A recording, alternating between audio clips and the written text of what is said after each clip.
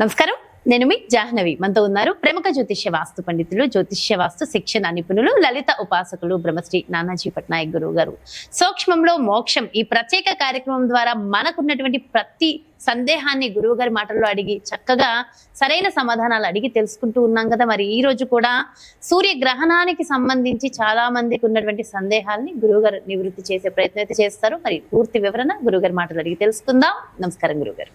శ్రీమాత్రే నమః.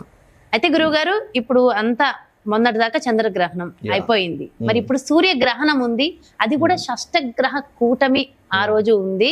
సో ఇప్పుడు వచ్చే ఈ సూర్యగ్రహణం వల్ల కూడా చాలా మందికి, ముఖ్యంగా కొన్ని రాసుల వారికి ఇబ్బందికర వాతావరణం ఉంటుంది అని వింటున్నాం. నిజంగా ఇదంతా వాస్తవం అంటారా? షష్టగ్రహ కూటమి ఉందంటారా? ఎట్లా ఉందమ్మా షష్టగ్రహ కూటమి? అసలు 6 గ్రహాలు కలవడం ఎక్కడ కలుస్తున్నాయి? నవగ్రహాలు అయితే ఇవి 6 గ్రహాలు కలవట్లే. ఇంకేదో వేరేవన్నీ తీసుకొచ్చి పెట్టుకుంటే చెప్పలేం. కానీ సహజంగా ఉండేటువంటి మనకి 2 ఉన్న ఛాయాగ్రహాలు, ఈ రవిచంద్రులు కానీ, బుధుడు శుక్రుడు కుజుడు గురువు శని కానీ, ఇవి అయితే ఏమి 9 గ్రహాలు ఒక దగ్గర అయితే రావట్లేదు. గుర్తుపెట్టుకోండి. 9 గ్రహాలలో ఏ 6 గ్రహాల కలయిక లేదు. ఈ గ్రహాలు అయితే కలయిక లేదు. ఎందుకు అంటే 9 గ్రహాలు అయితే కలవట్లే. ఎందుకంటే గ్రహణ సమయంలో మనకి కుంభంలో శని, మీన రాశిలో రాహువు, అదేవిధంగా వృషభంలో గురువు, కుజుడు వచ్చేసి మిథునంలో ఉన్నాడు. అదేవిధంగా మనకి ఇక్కడ సింహరాశిలో నుంచి మనకి ఆల్రెడీ కన్యారాశిలోకి వచ్చినటువంటి రవి, కేతువులు ఉన్నారు. శుక్రుడేమో మనకి ఆల్రెడీ ఈ బుధుడు కూడా వస్తున్నాడు అక్కడికి. అంటే 3 గ్రహాలు కలుస్తున్నాయి అంతే. శుక్రుడు వచ్చేసి తులారాశిలో ఉంటున్నాడు. మీకు 6 గ్రహాలు ఎక్కడ కలుస్తున్నాయి? 3 గ్రహాలు కలయికుంది అంతే. ఇంకొంతమంది ఏం చేస్తారంటే, ఇప్పుడు మనకుండే ఈ నవగ్రహాలు కాకుండా ఇంకా అవుటర్లో ఉంటాయి, వాటిని కూడా కలుపుకొని అంటుంటారు. కానీ వాటి ప్రభావం మనిషి మీద ఉండదు, గుర్తుపెట్టుకోండి ఎప్పుడు కూడా. అది ఓన్లీ దేశకాల పరిస్థితులకు సంబంధించిన వాటి మీదే ఉంటుంది.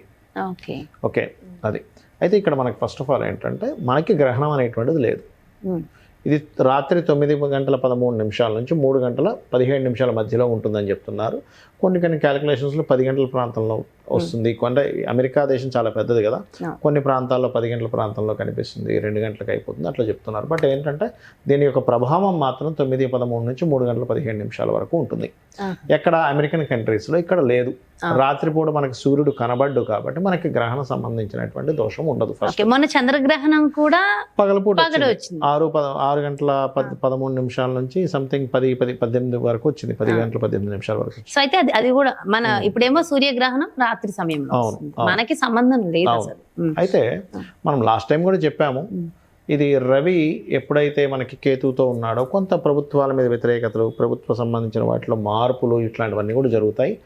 గవర్నమెంట్లో కొంతమంది హైలైట్ కూడా అవుతారు, పేరు ప్రఖ్యాతులు కూడా వస్తాయి కొంతమంది వీళ్ళకి. ఎందుకంటే రవి నీచభంగ రాజయోగంలో ఉన్నాడు తర్వాత అంటే ఈ నెలలో అని కాదు, ఫ్యూచర్లో వచ్చేటువంటి దాంట్లో.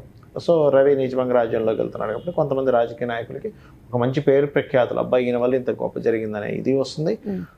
మారుతారు కూడా. అది ఆల్రెడీ 1 మంత్ నుంచి నడుస్తుంది మారేటువంటి కాంబినేషన్ అనేటువంటిది అనేది. అయితే ఇక్కడ ఈ గ్రహణ ప్రభావం బయట దేశాల్లో ఉండే వాళ్ళు మాత్రం కొన్ని జాగ్రత్తలు ఖచ్చితంగా తీసుకోవాలి. దానికి దాన ధర్మాలు కూడా నెక్స్ట్ డే చేసుకోవాలి. అయితే ఇది ఎంతైనా 40 రోజుల పాటు కొన్ని జాగ్రత్తలు కొన్ని రాసుల వాళ్ళు మాత్రం ఖచ్చితంగా తీసుకోవాలి. ఇది మన ఇండియాలో ఉన్న వాళ్ళు కూడా తీసుకోవాలి. అండ్ బయట దేశాల వాళ్ళు మరింత ఎక్కువగా తీసుకోవాలి. ఇండియన్స్ బయట అమెరికాలో ఉంటారు, వాళ్ళు మరింత జాగ్రత్తలు. ముఖ్యంగా మన తెలుగు వాళ్ళందరూ ఈ వీడియో వీళ్ళకి స్వల్పమే ఉంటుంది దీని ప్రభావం. అలాగే కన్యా రాశి, మకర రాశి, వృషభ రాశి వారికి దీని ప్రభావం ఎక్కువగా ఉంటుంది. సింహము అదేవిధంగా తులారాశి వారికి స్వల్పంగా ఉంటుంది. ప్రభావం వీళ్ళకు ఉంటుంది కానీ స్వల్పంగా ఉంటుంది. మరి మంచి ఏ రాశుల వారికి అని చెప్పి చూసుకున్నట్లయితే, మేషానికి 6వ స్థానంలో గ్రహణం కాబట్టి మంచిది చెప్పాలంటే. అంటే ఎట్లాంటి విషయాల్లో మంచి కాంపిటీషన్ రిలేటెడ్ సంబంధించిన విషయాల్లో బాగా కలిసి వస్తుంది మేషం వారికి. కర్కాటకం వారికి 3వ స్థానంలో గ్రహణం కాబట్టి వీరికి ఏంటంటే ఖచ్చితంగా ధైర్యంగా చేసినటువంటి కొన్ని పనుల వల్ల కలిసి రావడం జరుగుతుంది. వృశ్చికం వారికి అన్ని రకాల లాభాలు ఇస్తుంది, ఎందుకంటే లాభస్థానంలో గ్రహణం కాబట్టి. ధనస్సు వారికి గతంలో ఉన్నటువంటిది ఏదైతే జాబ్ సంబంధించిన విషయంలో ఏదైనా ఇబ్బంది అవుతుందా అనుకునేటువంటి వారికి మంచి ఫలితాలు ఇస్తుంది, ఎందుకంటే దశమంలో గ్రహణం మంచిది. ఓకే, కుంభరాశి వారికి న్యూట్రల్గా ఉంటుంది పరిస్థితి. ఇక మిగతా రాశుల వారికి ఎటువంటి ఫలితాలు వస్తాయి? కుంభరాశి వారికి కొంత యాన్స్ట్రస్ ప్రాపర్టీ రిలేటెడ్ సంబంధించిన విషయంలో శుభ ఫలితాలు, కొంత స్ట్రెస్ కూడా ఉంటుంది. మీనం వారు మాత్రం సప్తమంలో గ్రహణం పడుతుంది కాబట్టి జీవిత భాగస్వామిని ఎంపిక చేసుకునేటువంటి విషయాల్లోని, పార్ట్నర్స్ ఎంపిక చేసుకునే విషయాల్లో జాగ్రత్తగా ఉండాలి. ఓకే, ఇక వృషభ రాశి వారు, ఎందుకంటే మేషం కాలని మంచి అని చెప్పుకున్నాం, అన్ని విషయాల్లో కాంపిటీషను ఇట్లాంటి వాటిల్లో బాగుంటుందని చెప్పుకున్నాం. వృషభం వారు వీళ్ళు చేసేటువంటిది ఏదైతే మనకి చూడండి పంచమ స్థానంలో పడుతుంది కాబట్టి విదేశాల్లో ఉండేటువంటి గర్భవతుల స్త్రీలు జాగ్రత్తగా ఉండాలి. కాస్త రెస్ట్ తీసుకోవడం అంతే, ఏం లేదు. ఆ టైంలో కటింగ్లు, ఈ కత్తిరించడాలు, లేకపోతే కూరగాయలు కోయడాలు చేయకూడదు అంటారు. అంతే, రెస్ట్ తీసుకోమని చెప్పారు. అంతకుమించి కష్టమైన విషయం ఏం చెప్పలేదు మహర్షులు మనకి. రెస్ట్ తీసుకోవాలి వృషభం వారు, ఎందుకంటే గర్భవతులు ముఖ్యంగా. ఈ యొక్క మిథునం వారు మాత్రం ఏదైనా ప్రాపర్టీ డీల్స్, ఏదైనా వాహనాలు, గృహాలు, ఏదైనా ఎడ్యుకేషన్ రిలేటెడ్ సంబంధించిన ఏదైనా నిర్ణయాలు తీసుకోవడం ఈ 40 రోజులు పనికిరాదు. గ్రహణం నుంచి 40 డేస్ పనికిరాదు. కర్కాటకం వారికి పౌరుష పరాక్రమాలు, ధైర్యంగా చేసే వాటి వల్ల బాగుంటుందని చెప్పాను, మంచిదే అది. ఇక సింహం వారు ఫైనాన్షియల్ మ్యాటర్స్ విషయంలో జాగ్రత్తగా ఉండాలి. ఎవరికి డబ్బులు ఇస్తున్నాం, ఎవరి దగ్గర నుంచి మనీ తీసుకుంటున్నాం, మనీ విషయంలో మనం ఏదైనా రాంగ్ స్టెప్ వేస్తున్నామా అనేటువంటిది. కుటుంబ సభ్యులతో ఏదైనా మనీ వల్ల ఇబ్బంది వస్తుందా. అదేవిధంగా కాస్త కన్యా రాశి వారికి అక్కడే గ్రహణం జరుగుతుంది కాబట్టి గ్రహణ ప్రభావం ఎలా ఉంటుందంటే కొంత మెంటల్గా కొంత స్ట్రెస్ అవుతూ ఉంటారు. ఏదో సంథింగ్, కొంతమందికి చూడండి ఒక అపోహలు వస్తూ ఉంటాయి. ఎట్లాగా నాలోకి ఏదో ఆత్మ దూరింది అంటుంటారు కొంతమంది. నాకు ఏదో సోల్ ఒక రకంగా అనిపిస్తుంది, నా ఆత్మ సంథింగ్ ఒక రకంగా అనిపిస్తుంది, అట్లాంటి థాట్స్ వస్తుంటాయి. అలాంటప్పుడు ఏంటంటే కూర్చొని చక్కగా గణపతిని, ఆ యొక్క సూర్య భగవాను ఆరాధన చేసుకున్నట్లయితే మంచి ఫలితాలు వస్తాయి. ఇక అదే తులారాశి వారైతే ఇన్వెస్ట్మెంట్స్ చేసే విషయాల్లో కొంత జాగ్రత్తగా ఉండాలి. వృశ్చికం వారికి అన్ని రకాల లాభాలని చెప్పుకున్నాము. ధనస్సు వారికి కూడా ఉద్యోగ సంబంధించిన విషయంలో బాగుంటుందని చెప్పుకున్నాం. మకరం వారు మాత్రం కాస్త లాంగ్ జర్నీస్ వెళ్ళేటువంటి విషయాల పట్ల కాస్త జాగ్రత్తగా ఉంటే సరిపోతుంది.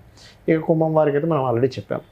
అయితే ఇక్కడ ముఖ్యంగా గుర్తుపెట్టుకోవాల్సింది ఏంటంటే గ్రహణం అయిపోయిన తర్వాత గ్రహణ సమయంలో పట్టు స్నానము, విడుపు స్నానము అంటారు. మనకి ఇక్కడ రాత్రి అవుతుంది, ఇక్కడ వాళ్ళు కూడా చేయొచ్చా, ఆ సమయంలో నేను జపం చేసుకోవచ్చా, హ్యాపీగా చేసుకోవచ్చు. దానివల్ల ఏమిటి, పునశ్చరణ, గతంలో మీరు ఎంతకాలం అయితే మీరు మంత్ర జపం చేశారో అంత చేసిన ఫలితం వస్తుంది. అలాగే పట్టు స్నానము, విడుపు స్నానం ఇక్కడ ఉన్న వాళ్ళు కూడా చేయొచ్చు, అసలు చేయకూడదు అనేం లేదు. గ్రహణం ఆకాశంలో జరుగుతుంది, దాని ప్రభావం కొంత ఉంటుంది మనకి, బ్యాడ్ అని కాదు. ఇక్కడ మీకు మంత్రం చేయడం ద్వారా శక్తి వస్తుంది. అలాగే మీ ఈ యొక్క గ్రహణం తర్వాత, ఇప్పుడు గ్రహణ సమయంలో కొంతమందికి మంత్రోపదేశం లేదు, ఏమీ లేదు అనుకున్నవారు అమ్మవారి నామాలు ఏదైనా చేసుకోవచ్చు. అప్పులు ఉన్నాయి, ఓం అపర్ణాయ నమః.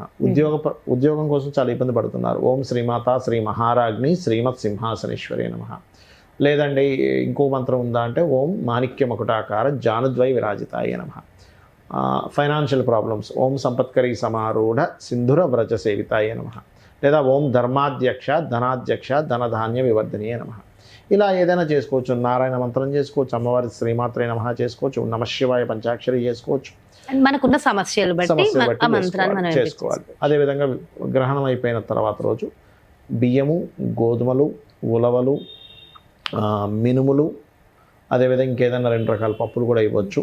ఇత్తడి గిన్నె, అందులో కొంతవరకు నెయ్యి, రవిచంద్ర ప్రతిమలు, నాగపడిగ ప్రతిమని ఇస్తారు. ఇవి అందరికి ప్రతి ఒక్క రాశి వాళ్ళు ఇస్తే, ప్రతి ఒక్క రాశి వారు అంటే ఎక్కువ ఇబ్బంది ఉన్న వాళ్ళు ఇవ్వాల్సిన పని లేదు. ముఖ్యంగా 3 రాశుల వాళ్ళకి ఇస్తే మంచిదని ఫీలింగ్ అనిపిస్తుంది, ఇవ్వచ్చు, తప్పేం కాదు.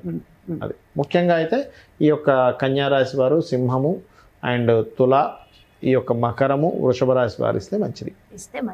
వృశ్చిక రాశి వారికి అయితే చాలా బాగుంది. చాలా వృశ్చికానికి బాగుంది, మేషానికి బాగుంది, కర్కాటకానికి బాగుంది, ధనస్సుకి బాగుంది. సో చాలా హ్యాపీగా ఫీల్ అవ్వాలి వీళ్ళందరూ. సో ఇంకా ఎక్కువ బాగుంది కాబట్టి ఏదైనా కొత్త ప్రాజెక్ట్స్ ఏమైనా ట్రై చేస్తే సక్సెస్ అయిపోతుంది, సరిపోతుంది.